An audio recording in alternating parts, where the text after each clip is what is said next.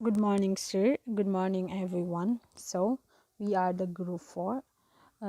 Here are the members of my group mates.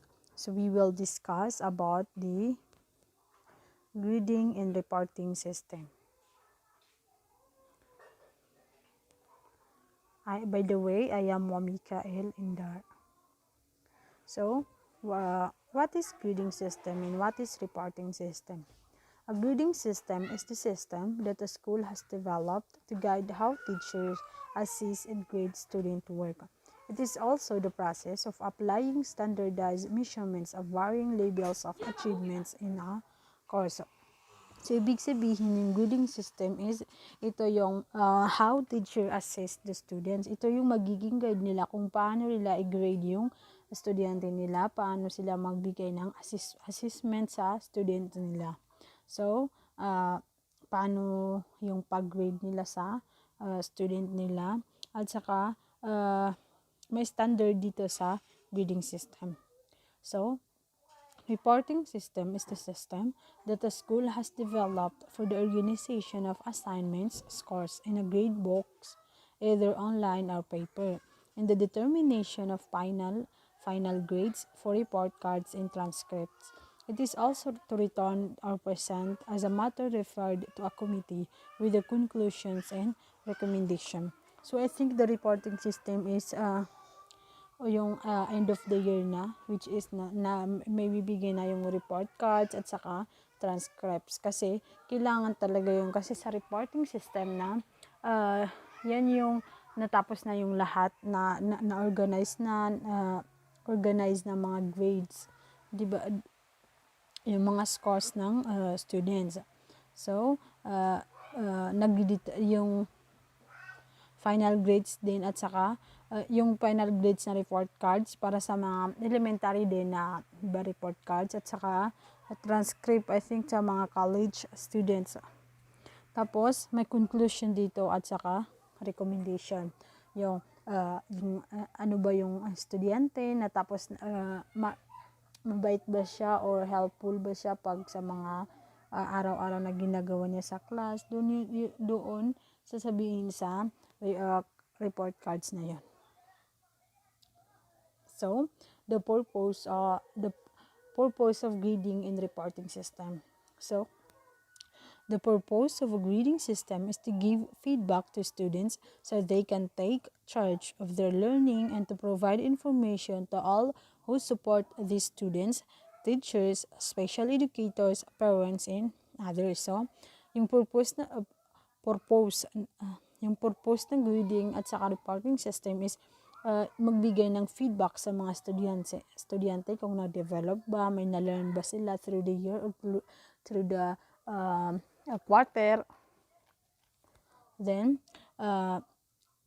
the purpose of reporting system is to communicate the students' achievements to families, post-secondary institution, and employers. So, this yung na-achieve ba ng estudyante after the semester na, malalaman ng families niya na ito yung anak mo na first honor, second honor, that yun yung purpose ng reporting system.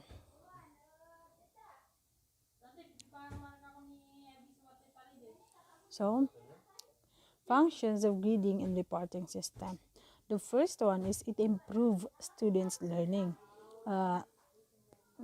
Clarifying instructional objectives for them. So, kailangan ma-achieve ng estudyante yung objectives na ibinibigay in learning materials.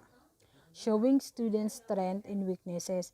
That is, nakikita ng through yung pag-aaral ng mga estudyante sa pang-araw-araw or sa after a year, na makikita ng estudyante kung nasaan yung strength niya, yung weaknesses niya ba, through the grading and reporting system na makikita nila. So, providing information and personal social development, enhancing students' motivation.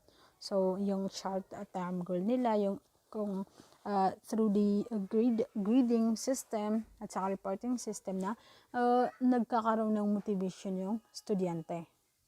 Kasi na naisip nila na kailangan nila malaking grado na makuha nila sa quizzes or the exam kasi may grade at saka may reporting system.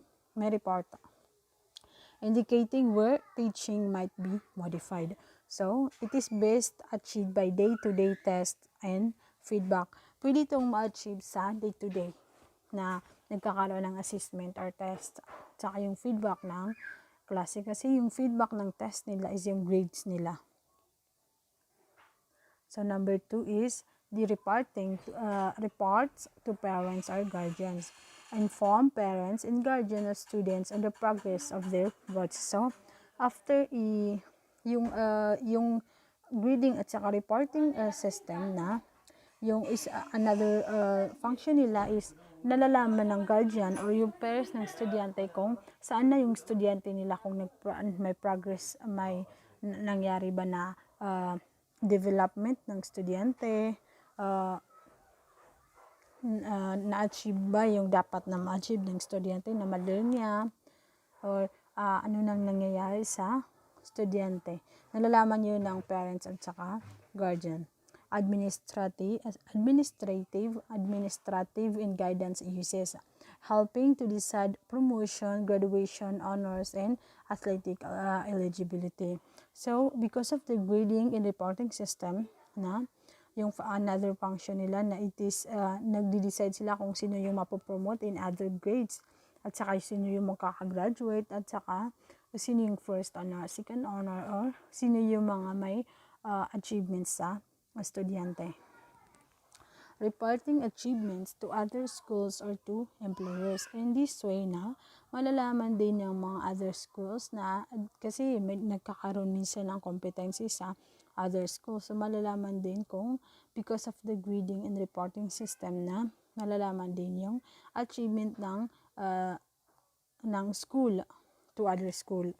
Providing input for realistic educational, vocational, and personal counseling. So, may nangyayari na counseling dito. So, let's differentiate the norm reference and the criterion reference grading system. So, the norm reference grading is grades may reflect relative performance score compared to other student.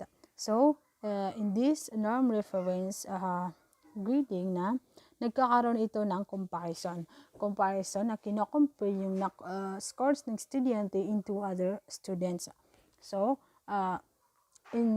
while criterion reference grading is grades may reflect absolute performance score compared to specified performance standards. So, may standards na kailangan i-achieve sa criterion reference grading. It can be used to determine if the test taker has met program objectives. Na-meet ba ng takers yung dapat na ma-meet niya or yung objectives. It is also designed to measure how well test takers have mastered a particular body of knowledge. It has a passing score. So, criterion reference grading na kailangan na may passing score. May criteria na dapat or standard na dapat ma-achieve ng student. So, let's differentiate the norm reference and the criterion reference. Norm reference na it provides information on how the performance of an individual compares with that of others. So, comparison ng individual student to the other students. So, while criterion reference na it provide information on how the individual perform on some standard objectives. Hindi ito nagkakaroon ng comparison ng other students but yung standard ng objectives. Yung kailangan ma-achieve ng students na yun, doon, kailangan ma-achieve ng individual students. Norm reference, individual standing is compared with that of a known group. So, comparison pa rin yung standing na comparison.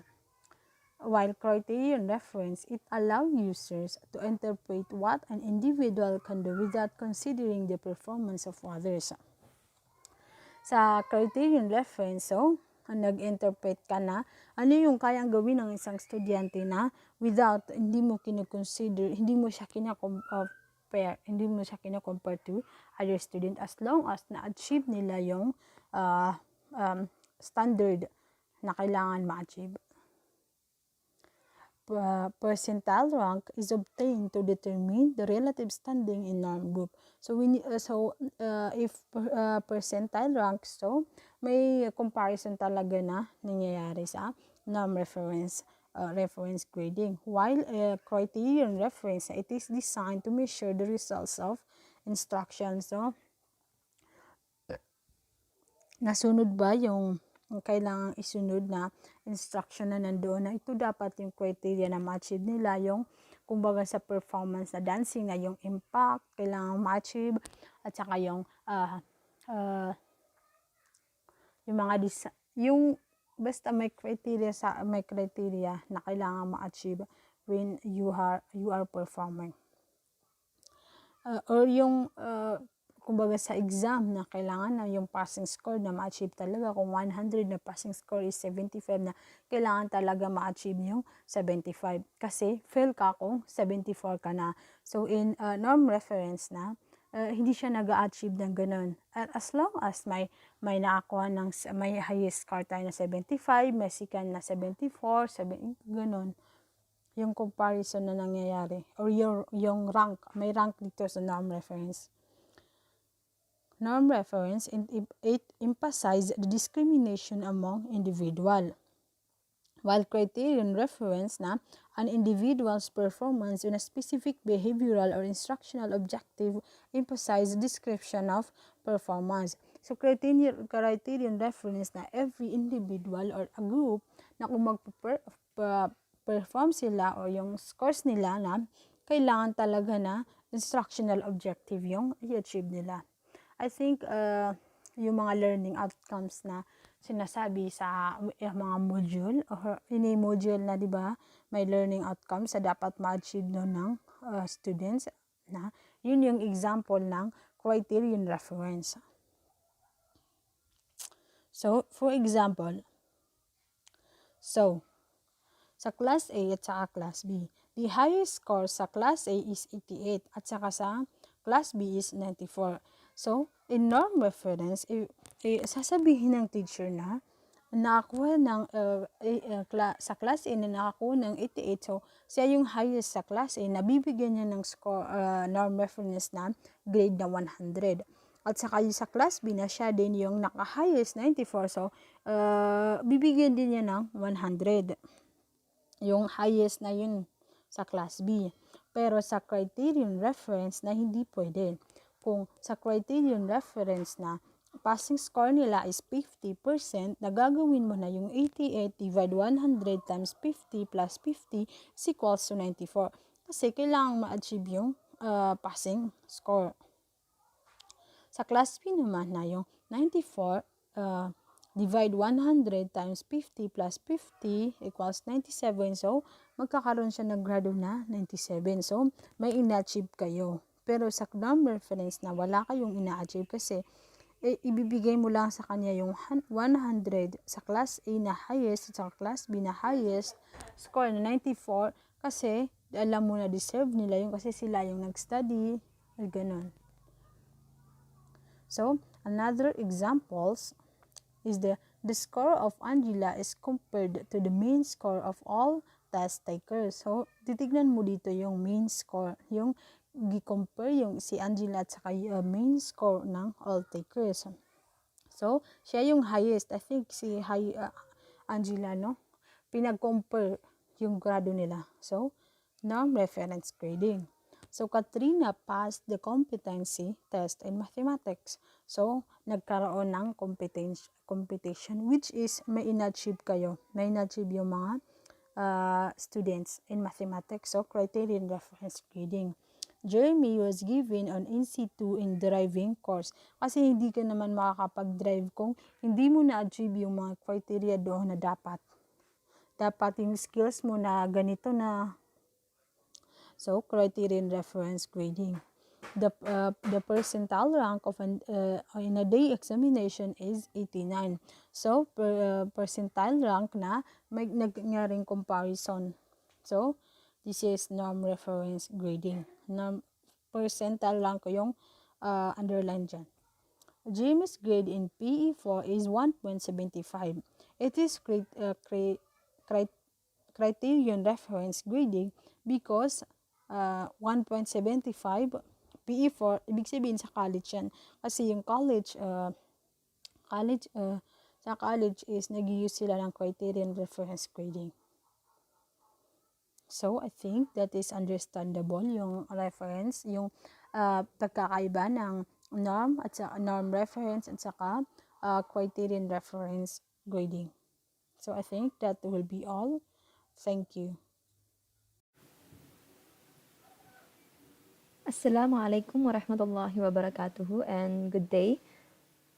My name is Salmiah ALINOR, and I am going to discuss to you the types of grading and reporting systems. So we have 6 types of grading and reporting systems. The first one is the traditional letter grade system, which is in this system, the student's performance is summarized by means of letter.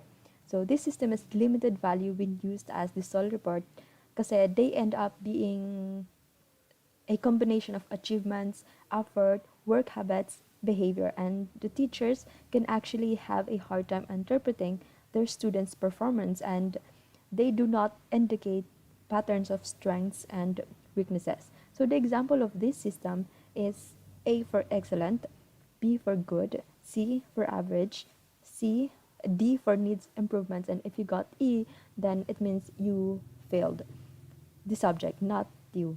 So for B, the second one is the pass-fail system. So this is most popular in some elementary schools.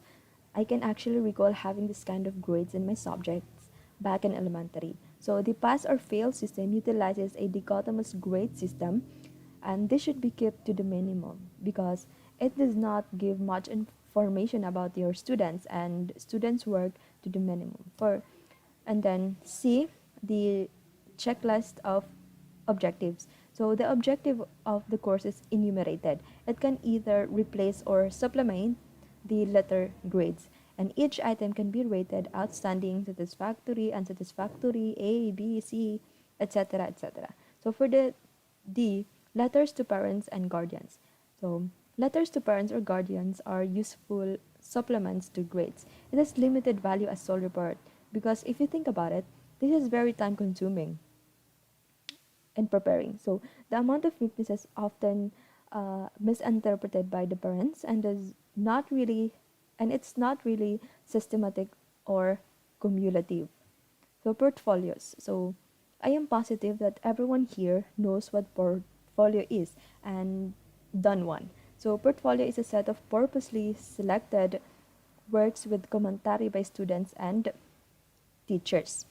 So this system is useful for showing your students' strengths and weaknesses, and it also illustrates range of student works, show progress of the students, which is really great, and teach students about the objectives that they need to meet. For the last one, parent-teacher conferences.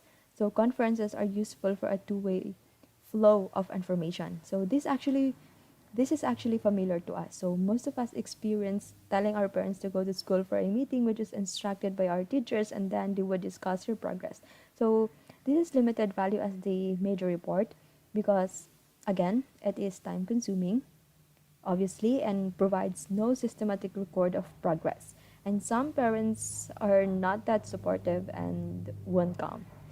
So for the guidelines, for the grading system and kindergarten, we have the checklist, anecdotal records, and portfolios are used instead of numerical grades which are based on the kindergarten curriculum guide. So as you can see, the grade in kindergarten is very qualitative. We use checklist, anecdotal records, and portfolio instead. So grades 1 to 12, learners are graded on 3 components every quarter. written work performance, tasks, and quarterly assessments. So number two, these components are given specific weights which vary. All grades will be based on weighted raw score of the learner's summative assessment. Summative assessments can be done in the form of written or performance. So the minimum grade needed to pass a specific learning area is 60, which is then transmuted to 75 in the report card. This based on the weighted raw score of the summative assessment. Raw score is the literal score of your student. So how are grades computed at the end of the school year? So for the kindergarten, remember that there's no grades in kindergarten. We just have descriptors.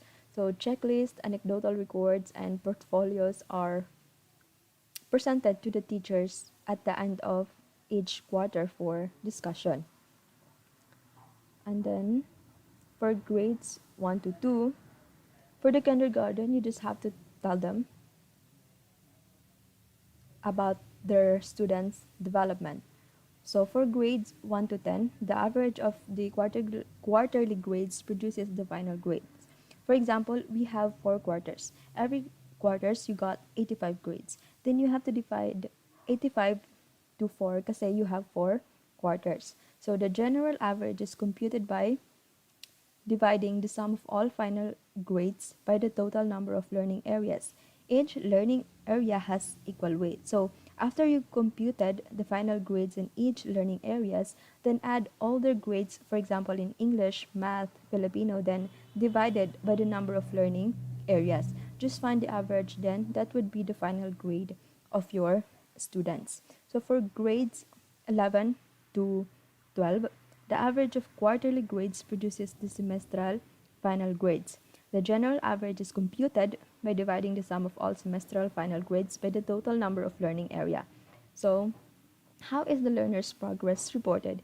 So, the summary of the learner progress is shown quarterly to parents and guardians through a parent teacher conference, which is the report card is discussed. This is what we call the PTCE meeting, diba? And then you just have to tell them how much their kids developed.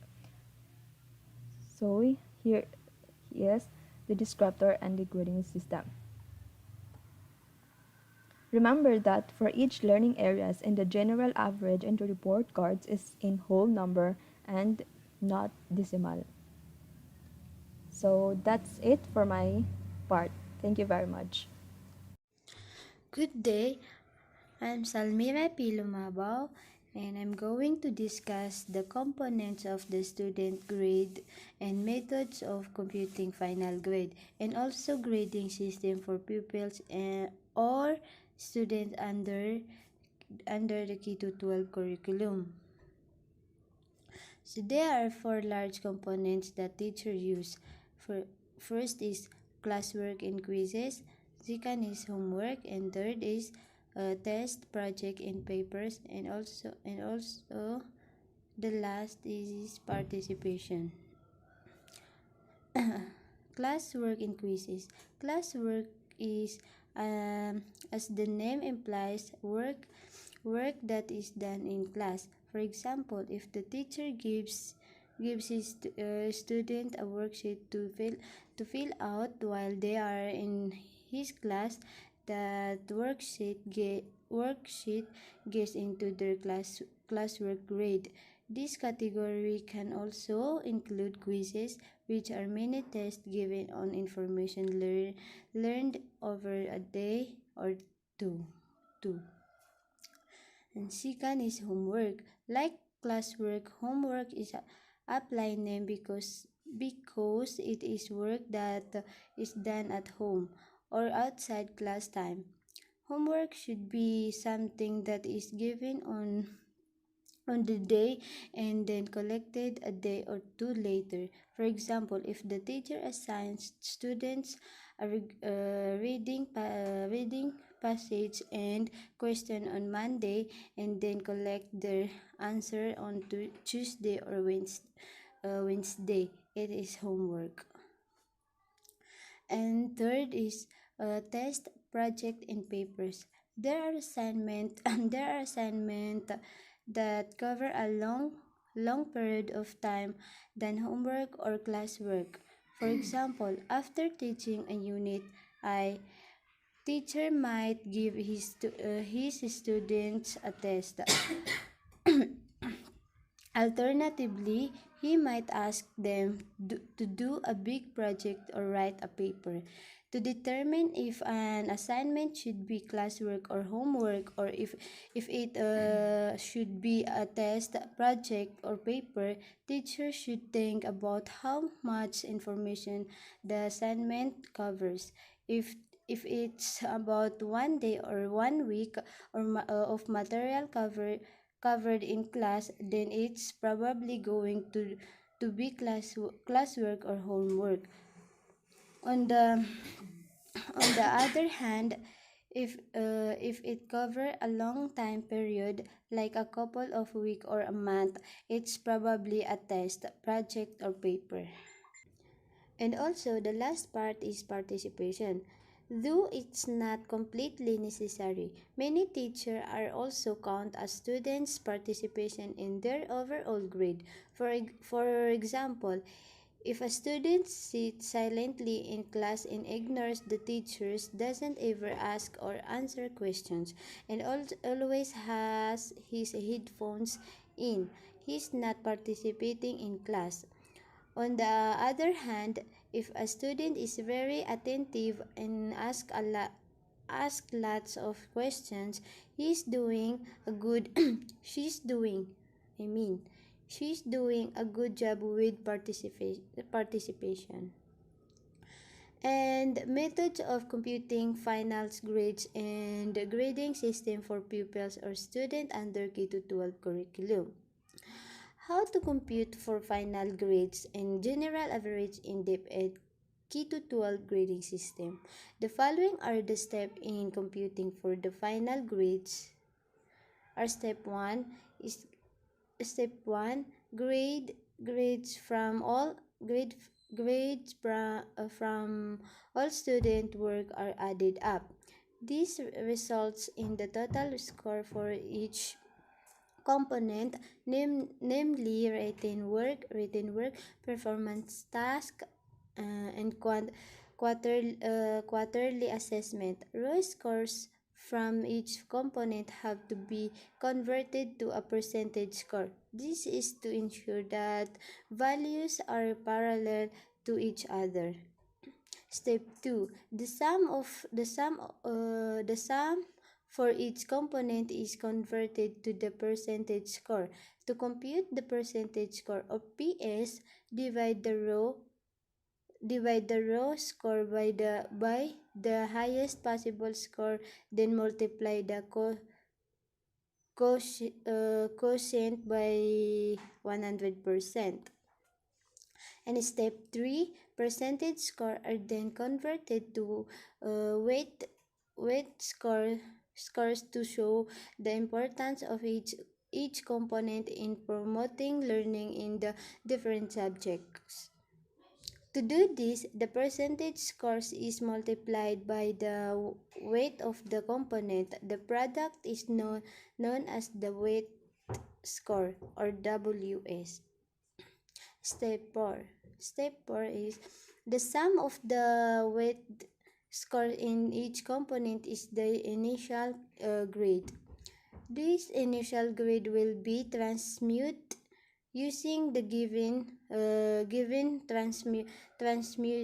transmutation table to get the quarterly grade, or QG.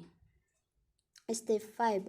The quarterly grade for each learning area is written in the report card of the student. For a better understand of how to record the summative assessment, table 6 percent a sample class record showing the learners for the first quarter of grade 4 English. So this is the sample.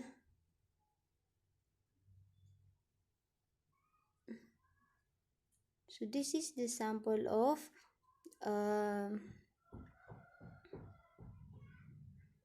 class record for English, grade for English, first quarter. So,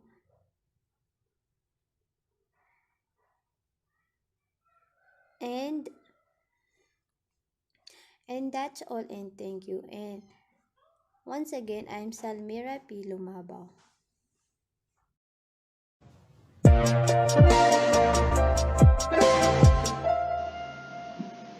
Assalamualaikum. I am Sittie Aina as COSAIN, and yes, I belong to the group 4.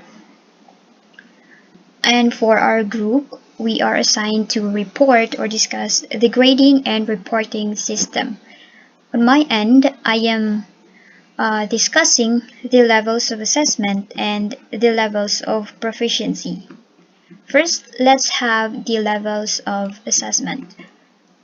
Assessment shall be used primarily as a quality assurance tool to track students' progress in the attainment of standards, promote self-reflection and personal accountability for one's learning, and provide a basis for the profiling of student performance.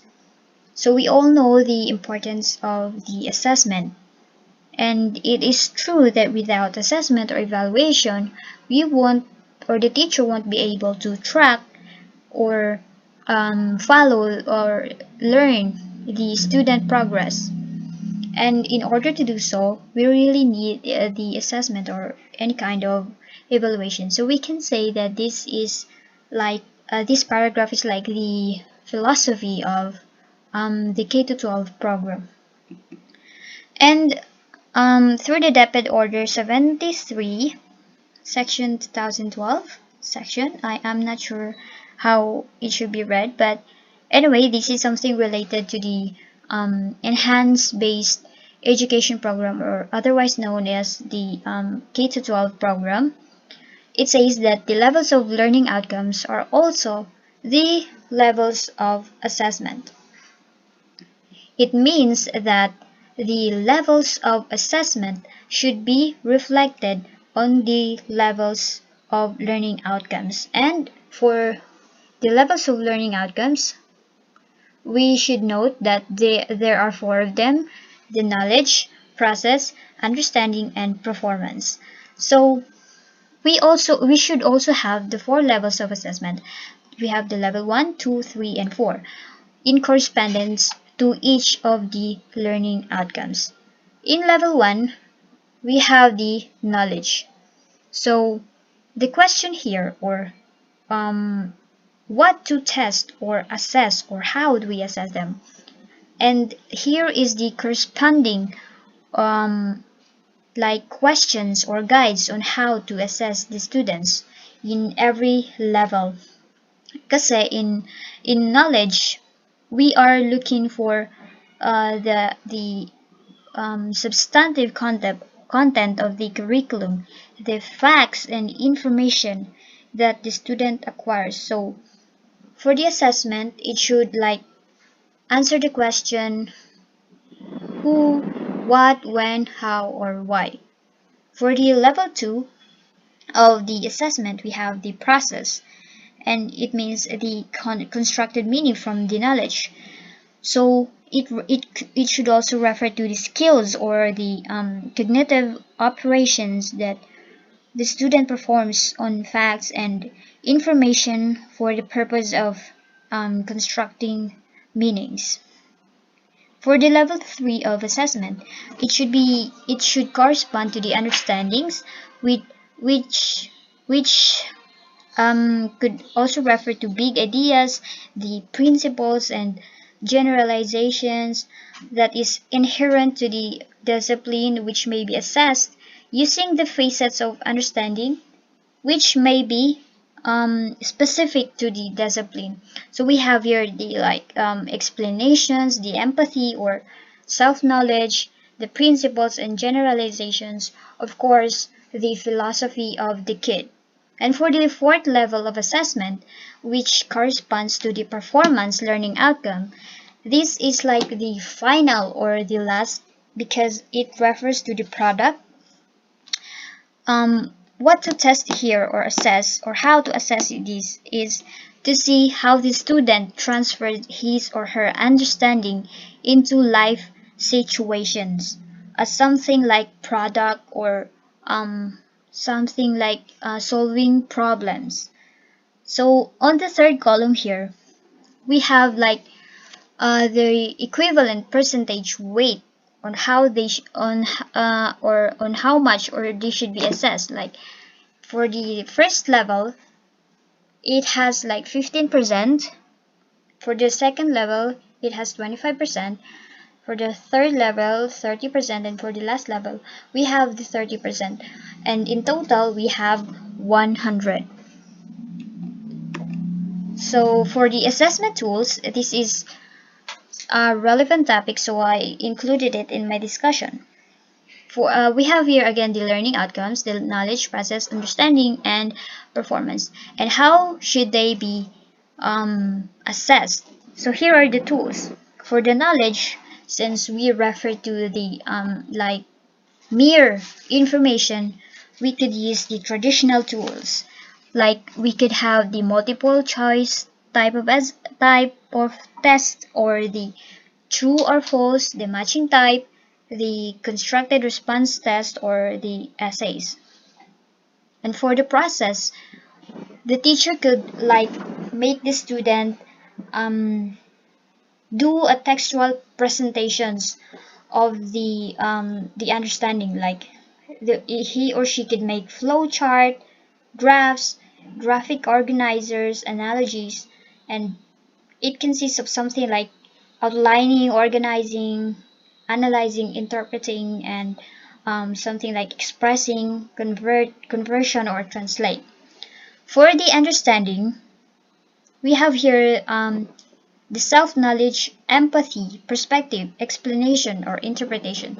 So in this level, we are like we need a deeper connection with the student, because we have to find out the philosophy or something like the inner feelings that is triggered by the understanding, the inner feelings of the kid, or how he or she understands the knowledge.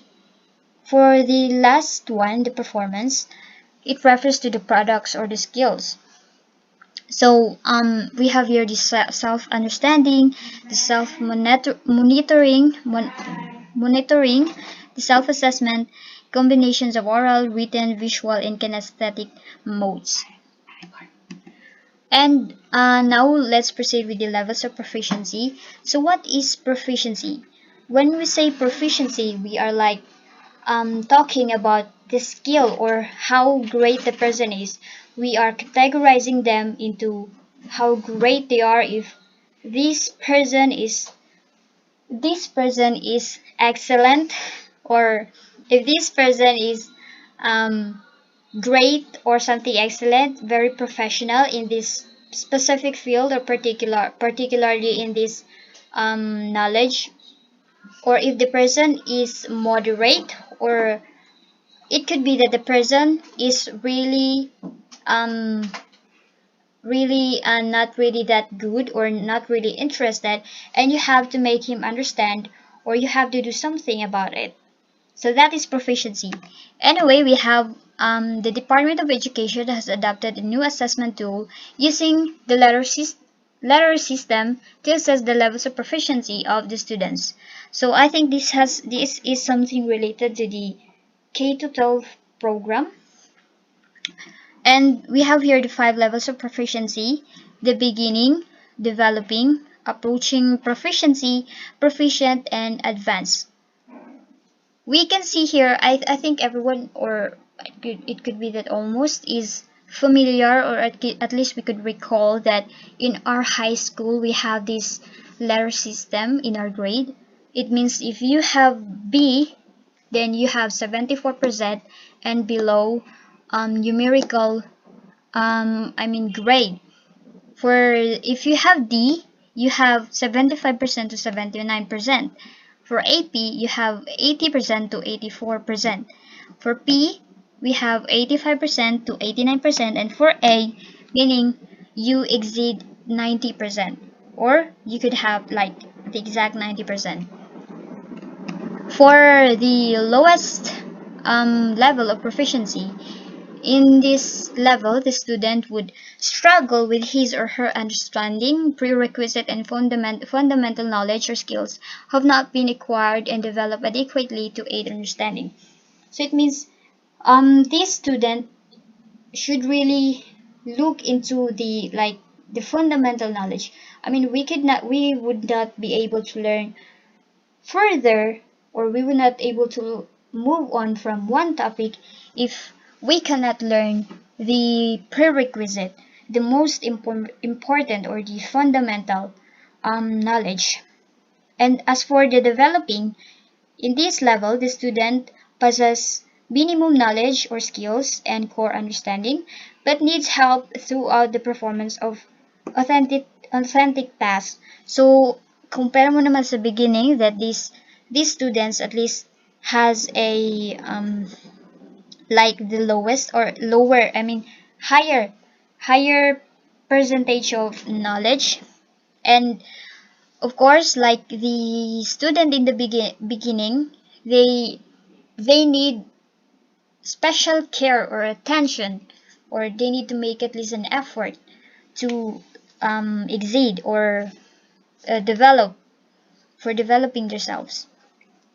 For the approaching proficiency, I think I also belong here. I mean, when I was at high school, I always have this AP. The student has developed the fundamental knowledge, skills, and core understanding, but needs little guidance from the teacher or peers to transfer them through performing tasks. So again, this person, or I mean this student or the learner, has already understand or has possessed the fundamental knowledge or the core understanding, but he or she still needs help, a little help from the teacher or his peers in doing or performing something. As for proficient, the student has developed the fundamental knowledge, skills, and core understanding, can transfer understanding through performance tasks independently. So these students is like build or they exceed the moderate kind of student, because they can like do or perform tasks independently. They don't need to be helped by the teacher, but of course they should be. But compared to the last three levels, these people, these students who belong in this category are better than any of them. And for the advanced, the student in this level exceeds the core requirements in terms of knowledge, skills, and understanding, and can transform them into tasks automatically and flexibly. So it means that the student here is really genius. I mean, he should not, mm, he or she doesn't need help anymore. I mean, no. I mean, he still needs help. He or she still needs to learn a lot. But I mean, this student is really good in problem solvings, in um, uh, what do you call this? In recalling. In recalling, this person is very good in making or solving real life situations. He's good in social cues and anything that normal or moderate student is not. So again, please note here that they can transform them into tasks automatically and flexibly. They can easily solve, they can easily apply them into real life situations. And that is for the level of proficiency. The result of the assessment across levels should be fed back immediately to the students so that they know what to improve further. The students could also plan strategically how they can address the learning deficiency. So this says when we were in high school, there was like in every quarterly exams, after all these evaluations and assessment, the teachers or the staff would call for a meeting so that they could tell the parents either a good news or bad news. So they could like tell the students the strong points and the weak points of their children, so that the parents would be able to help their children in making or in developing the child's deficiency or improving them by making their home a comfortable learning environment for their children. And for further or clearer explanations, please refer to these references. Thank you very much. That is my report. Assalamu alaikum and good day. I am Nissa Aryannah USMAN, and we are going to talk about averaging method and promotion and retention under the grading and reporting system.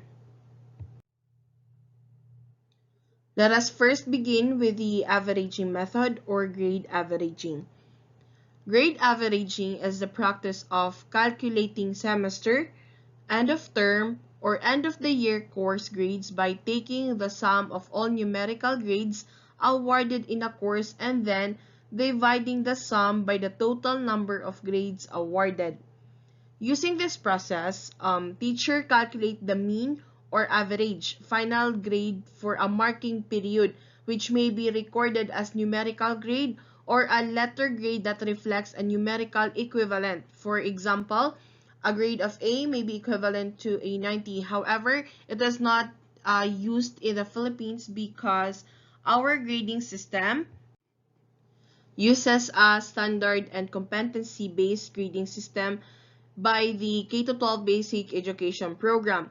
These are found in the curriculum guides. All grades will be based on the weighted raw score of the learner's summative assessment. The minimum grade needed to pass a specific learning area is 60, which is transmuted to 75 in the report card.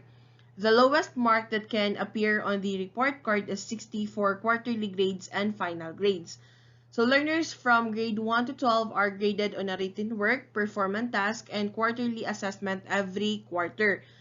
These three are given specific percentage weight that vary according to the nature of the learning areas. However, we're not going to dig more on that because I believe it was reported by my co-reporter how to compute for final grades and general average in the DepEd K-12 grading system. Now let us move to the implementing guidelines on the conduct of remedial or advancement classes during summer for the K-12 basic education program. For the rationale, the implementation of the K-12 curriculum by the Department of Education ensures that every learner has to complete the basic quality education with the necessary competencies and skills for higher education and or for the world of work or for entrepreneurship. As such, DepEd recognized the need to offer classes during summer to ensure continuous regular moving up of a learner from one grade level to the next grade level. This policy aims to standardize the offering of summer classes and to provide appropriate direction to all elementary and secondary schools in both public and private sectors. The conduct of classes during summer shall provide opportunities for remediation through tutorial or coaching of learners with learning gaps or subject area deficiency. Classes during summer may also be conducted for advancement of subjects, particularly for those senior high school learners with work immersion in the succeeding semester. Every end of the academic year, learners are expected to step in the next level. But for them to step in the next grade level, they must first meet the requirements. This is the reason why we need to talk about the learner promotion and retention. It is very important for us to know the learner promotion and retention when if the students or the learners are going to be promoted in the next grade level or they are going to be retained. Now let us first define what is promotion and retention. Promotion in regards to school means by the end of the school year, the learner has achieved the minimum level of competencies on those standard for the student's current grade level. while retention, in the other hand, in regards to school means repeating an academic year of school.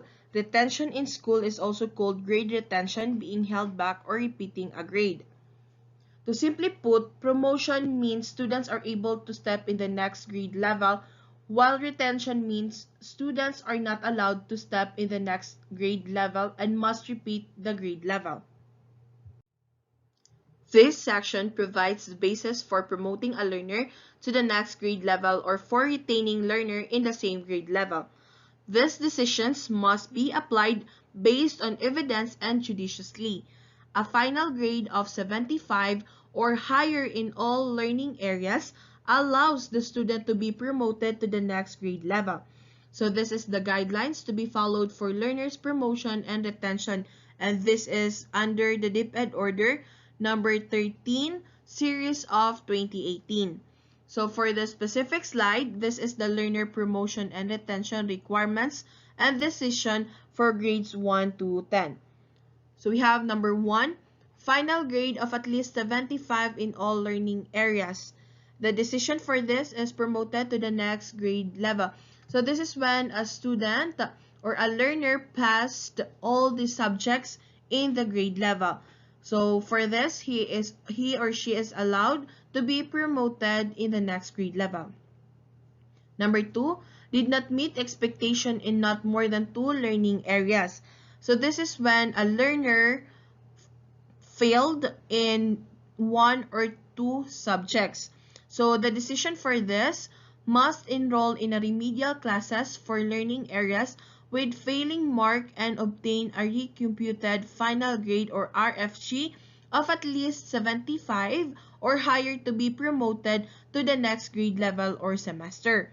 If the RFG or the recomputed final grade is below 75, the learner must be reassessed immediately for instructional intervention.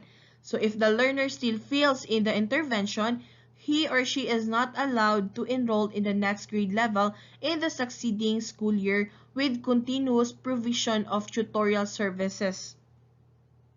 Number 3, did not meet expectation in 3 or more learning areas. So this is when a learner failed in 3 or more subjects. So the decision for this is retained in the same grade level. So a learner who failed in 3 or more subjects area, he is not allowed to be promoted in the next grade level. So he or she must retake the same grade level. Number 4, passed all learning areas in the elementary. The decision for this is earn the elementary certificate and be promoted to junior high school. So this is when a learner passed or finished all the learning areas in the elementary. So the decision is she or he is able to be promoted to junior high school. Number 5, passed all learning areas in the junior high school, and the decision for this is earn the junior high school certificate and be promoted to senior high school. So this is when a student or a learner passed all the subject in the junior high school. The decision is that after he earned the junior high school certificate, he or she will be promoted to senior high school. So again, this is the learner promotion and retention requirements and decision for grades 1 to 10. We are now in the last part of my report. So this is the learner promotion and retention requirements and decision for grades 11 to 12, or this is the senior high. This is for the senior high school. So again, this is still under the DepEd order number 13 series of 2018. Number 1, final grade of at least 75 in all learning areas in a semester. The decision for this is can proceed to the next semester. So a learner who passed in all subject in the semester is allowed to take the next semester. Number 2, did not meet expectation in a prerequisite subject in a learning area. So the decision for this must pass remedial classes for failed competencies in the subject before being allowed to enroll in the higher level subjects. Number 3, did not meet expectation in any subject or learning areas at the end of the semester. So the decision for this must pass remedial classes for failed competencies in the subjects or learning areas to be allowed to enroll in the next semester. Otherwise, the learner must retake the subjects failed. The last number, number 4, passed all subjects or learning areas in senior high school. So the decision for this, earn the senior high school certificate. So if a learner passed all these subjects in senior high, he or she is allowed to proceed to tertiary education. This is my references for my report. Now that would be all. Thank you for listening.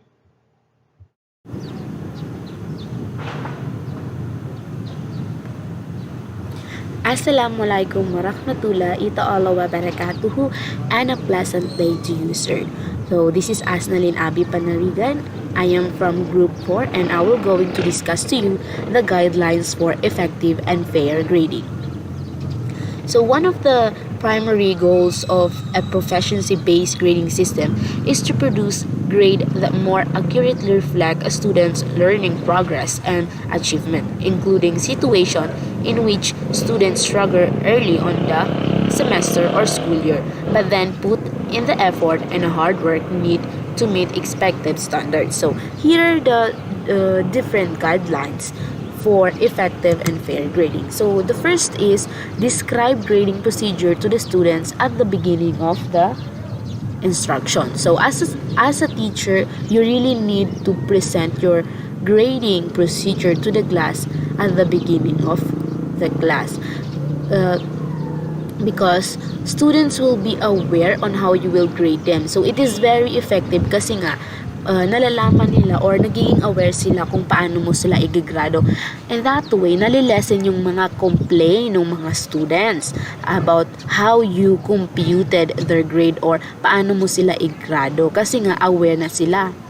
So, mostly, as what I've observed today, teacher present the grading procedure at the class at the beginning.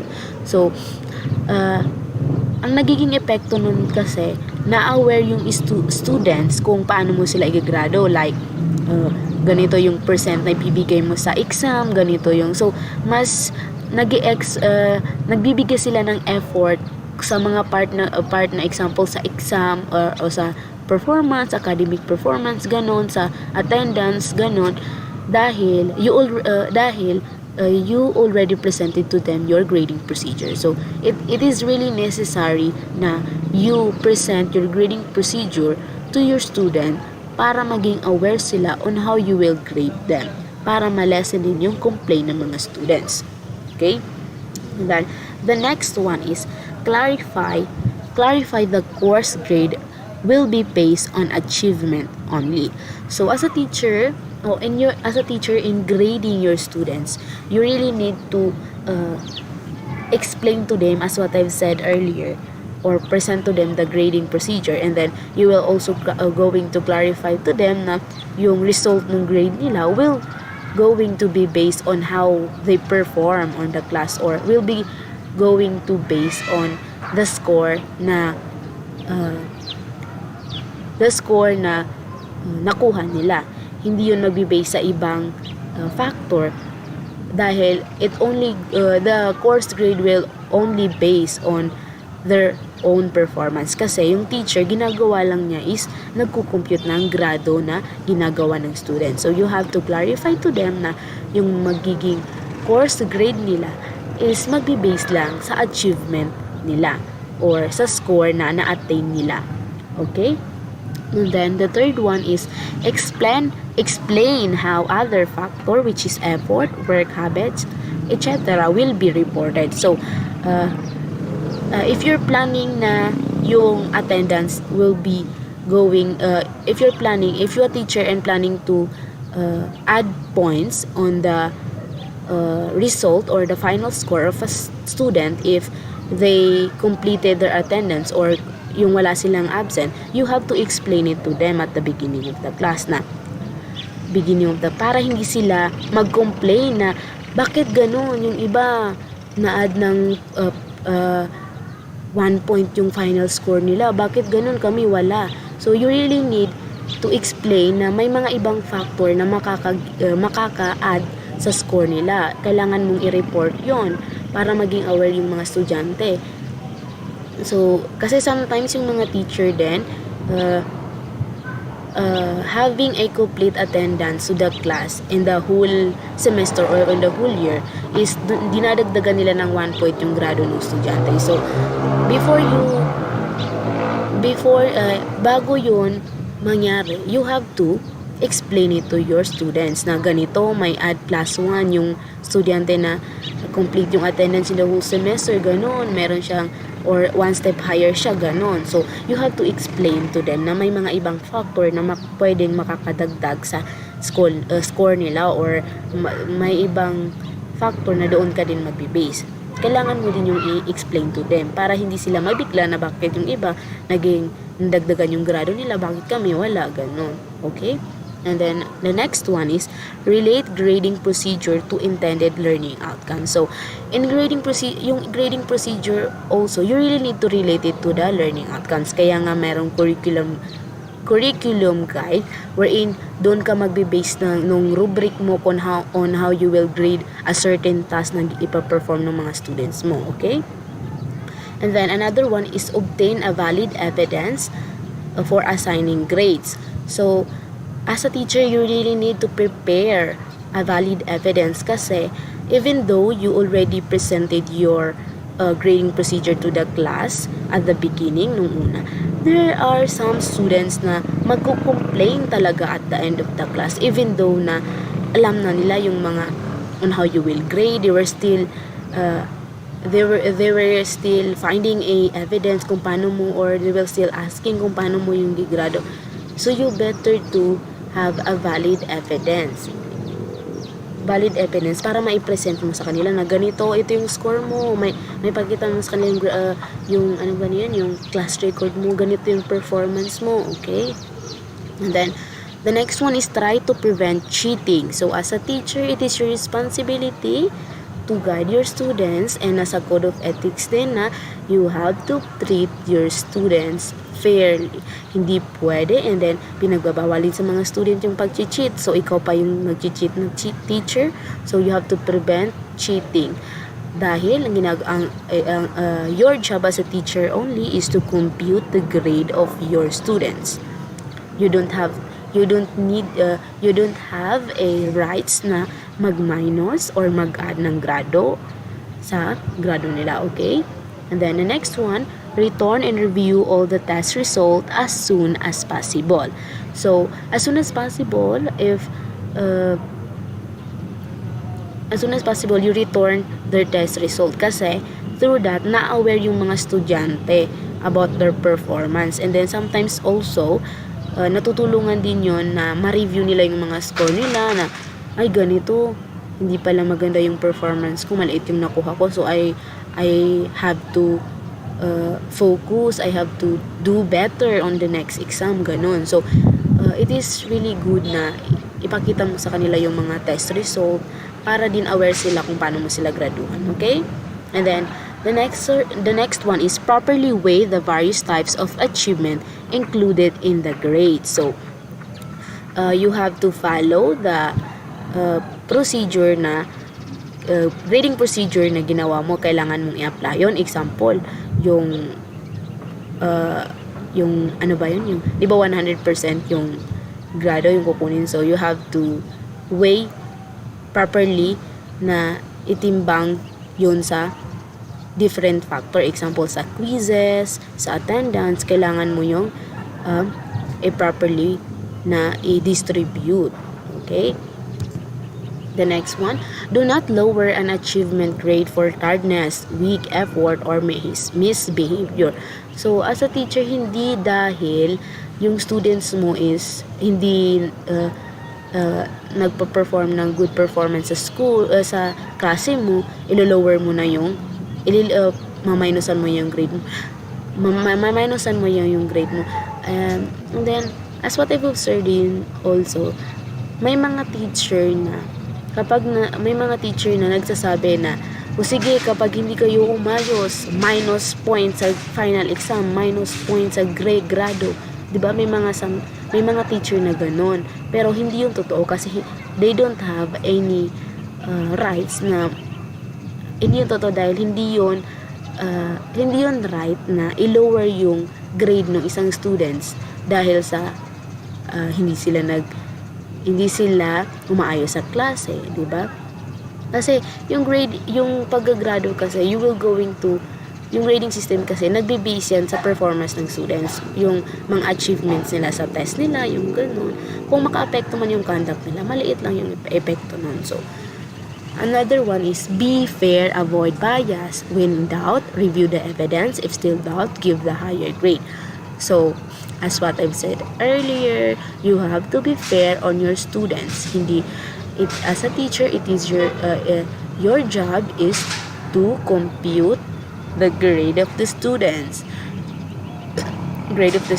You don't have a right to add and minus or edit the grade of your students, okay?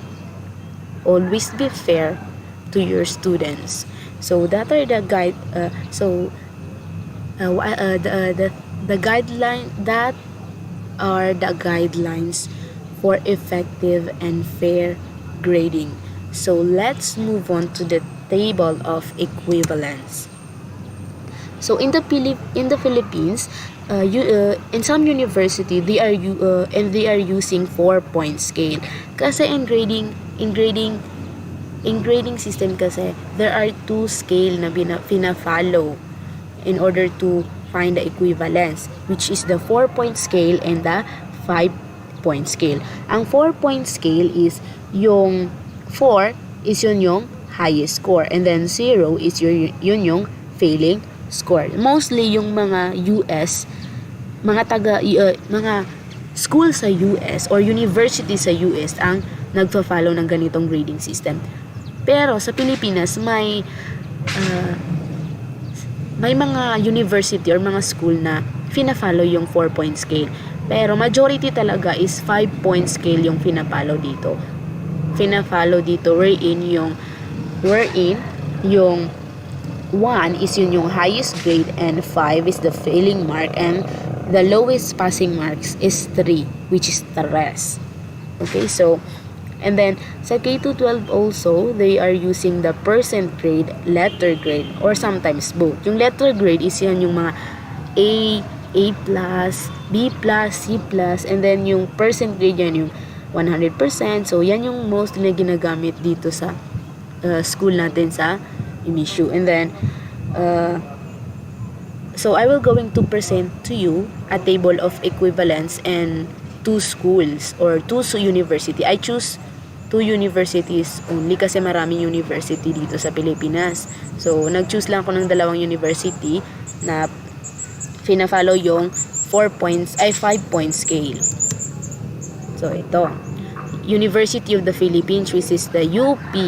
So in the UP, grade point equivalence ko, kapag nakakuha ka ng 1, the letter equivalence is A, and the equivalence percent equivalence is 99 to 100%. So yung GPA equivalence niya is 4. So this kind of grading system is 5-point scale kasi yung 1 yung malaki, higher grade, 1 is the highest grade, and then yung 5 yung failing grade, yung 3 is passing grade yan, INC incomplete yan. Okay, and then another school here in the Philippines is the University of Santo Tomas, wherein they are following the 5-point scale. Okay, yung grade. Pero sa University of the Philippines, they're using a grade letter equivalence. Pero dito sa University of Santo Tomas, they are not using the letter grade. Okay? So let's move on to the 4-point scale. So as what I've said earlier, 4-point scale is mostly used in US university. So ito yung na-choose ko na university, which is the Far Eastern University. So as you can observe or as you can see, yung 4, yun yung highest grade, and then yung 1 or 0 is yung failing grade. Wherein sa 5-point scale, yung 1 yung highest grade, and then yung 4 yung failing grade. Okay? they're also using a description here, which is kapag nakagain ka ng A and then 4, excellent ka, and then B plus, very good. Okay, let's move on to the other next university, Silliman University. Ayun, 4-point scale din to, ginagamit dito, which yung 0 is 72 na, bagsak na to, failure. Ayun. Okay, and then letter grade system. So some school here in the Philippines are using the letter grade system. So Ateneo de Davao ito. So sa Ateneo de Davao dito, ginagamit nila is 4-point scale. 4-point scale wherein yung 1 is the lowest score and 4 is the highest score. As you can observe, 4, letter grade A, wherein pag A, excellence ka. Ayun, 92 to 100%. Next one, International School in Manila, they are also using a 4-point scale. Ayun, pag 4, letter grade is A, 94 to 100%. So these are the university that I choose that are following the 4-point scale in their grading system. Okay? And then Latin honor. So in Philippine universities and colleges, they give Latin honors in conveying level of distinction. So I only choose 2 school, which is the University of Santo Tomas and Ateneo de Manila, on how they get a grade paano nila i-grado yung mga estudyante na mapabilang summa cum laude, magna cum laude, and cum laude. Sa University of Santo Tomas, they are using here a 5-point scale wherein 1 is the highest score. So as you can see, when you attain a 1.22, 1, you will be summa cum laude, and then 1.45, 1.21 magna cum laude, 1.75 and 1.44 cum laude. In Ateneo de Manila na naman, Ateneo de Manila Latin honors, they are using the 4-point scale wherein yung 4 yung highest score and 1 yung lowest score. So as you can see, kapag yung grado mo is nasa 3.87 to 4, you are a summa cum laude. And if it is 3.70 to 3.86, you are a magna cum laude. And then 3.50 to 3.16, you are a cum laude. So that's all for my report, and thank you for listening, and I hope you learned something to this discussion. Thank you, sir.